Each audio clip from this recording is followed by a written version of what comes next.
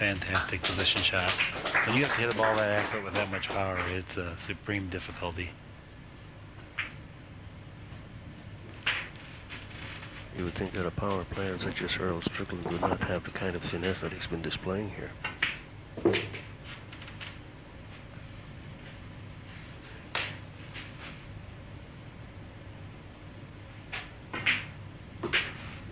Yeah, there's absolutely no rough edges on either one of these guys, talent-wise.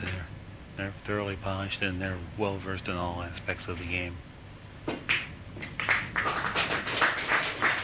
Sometimes when you elaborate on their strengths, it doesn't mean to diminish the quality of their other aspects of their game, because they're all good. Yeah. Well, the match wouldn't be this close if they were that superb in every aspect of the game, and certainly everybody watching this, including our televiewers, certainly appreciate that fact.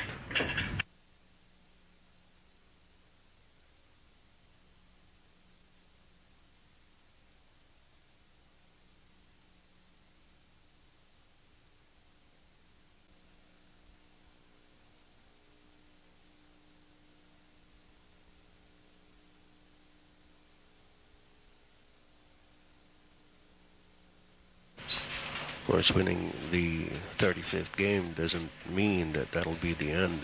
Far from it, because the object is to win 120. Absolutely.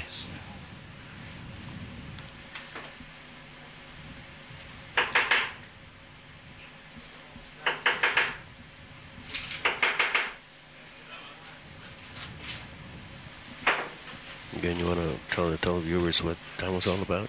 Well, he's trying to get the balls to set where they're all touching each other, and while you can't get them all to touch each other, he does require that most of them are touching. And sometimes, especially for a referee that's a little bit inexperienced perhaps, or not used to playing under the demanding criteria that these top professional players need to perform at a high level, a little nerve sets in, and it's not that easy to move those balls around, especially as the table gets a little wear.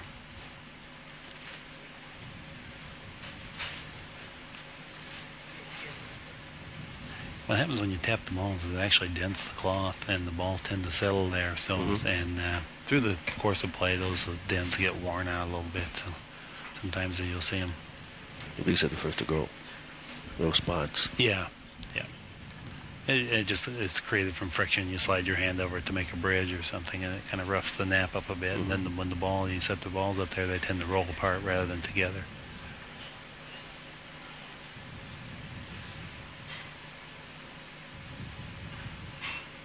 It's referee Earl Klein.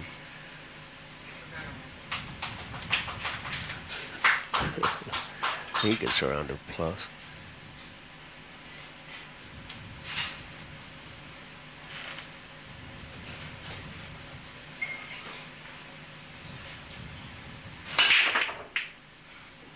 He's hit a tremendous break, but it looks like he's going to come up a little dry.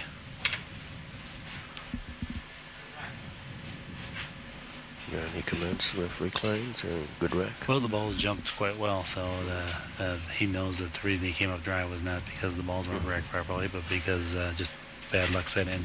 And you can see he moved the entire rack to the opposite end of the table, or middle of the table anyway. The score is now 23-21. In favor of Earl Strickland.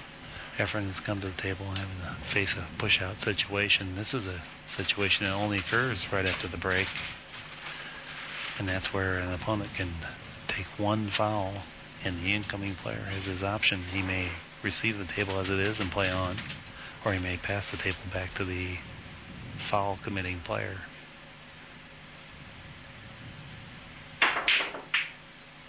Earl tried a very difficult shot, and he didn't hit it precisely, but he didn't have position had it gone in either. Or it doesn't appear that he certainly wouldn't have had an easy shot on the two. Efren's laying up where he wants the cue ball to go. Looks like he's hoping to have the cue ball go down and bump the two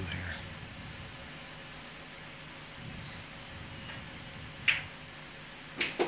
Well, you couldn't have drew it on paper any better. Cue ball went exactly where he predetermined it to go.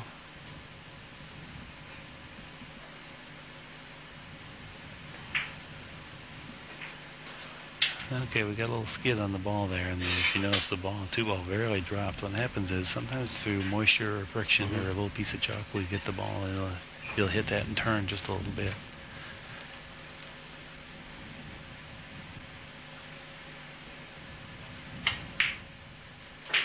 Efren fought off the difficulty of a tough shot from a unfortunate position. He's kind of regained control of the table, although the 6-7 did not appear to be an easy situation to negotiate either. 6 and the 7 are on the rail over here by us.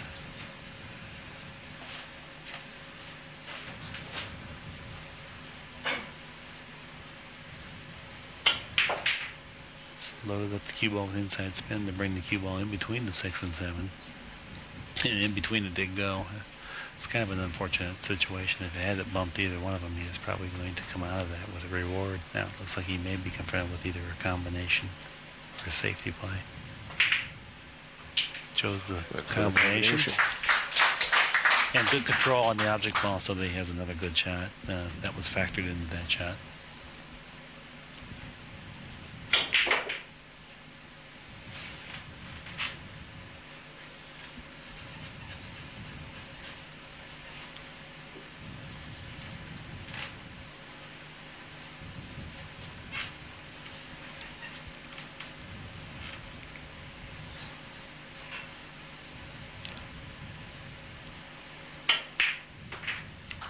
Extremely well done.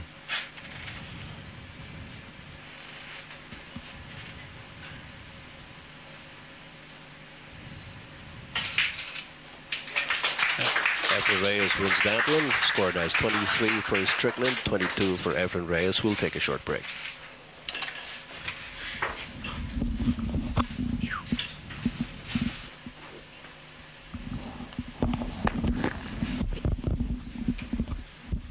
And we're back. Score standing at 23, 22 in favor of Earl Strickland and Efren Reyes with the break.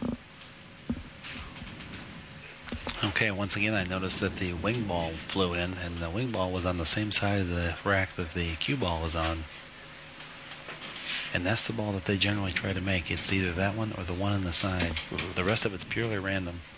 If they find the side of the table that the wing ball tends to go in on real conducively, they will stay to that side of the table. So far in the match, there's not been a side where the wing ball's going in. Efren called the push out. He's taking a foul.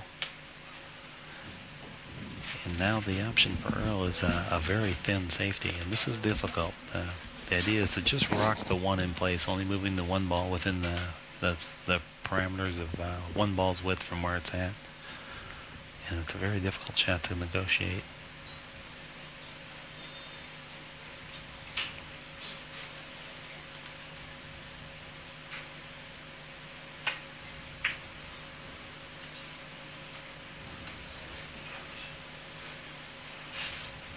He had very good use of speed. He hit that a little bit heavier than he intended.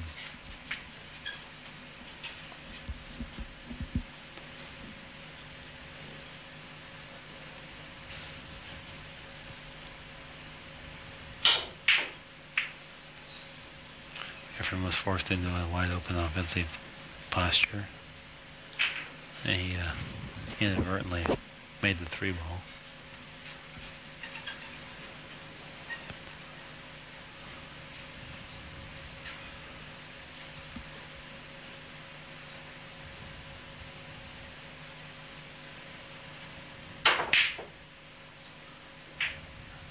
And that's a shot, the very same shot that Strickland made only a little while ago. And that's the shot-making aspect that maybe Earl has a slight edge in. In both instances, extreme difficulty on making that ball. But Earl happens to be pretty handy on those shots. Well, his cue ball speed's got to be perfect because the one ball is pretty close to the pocket. It sure was.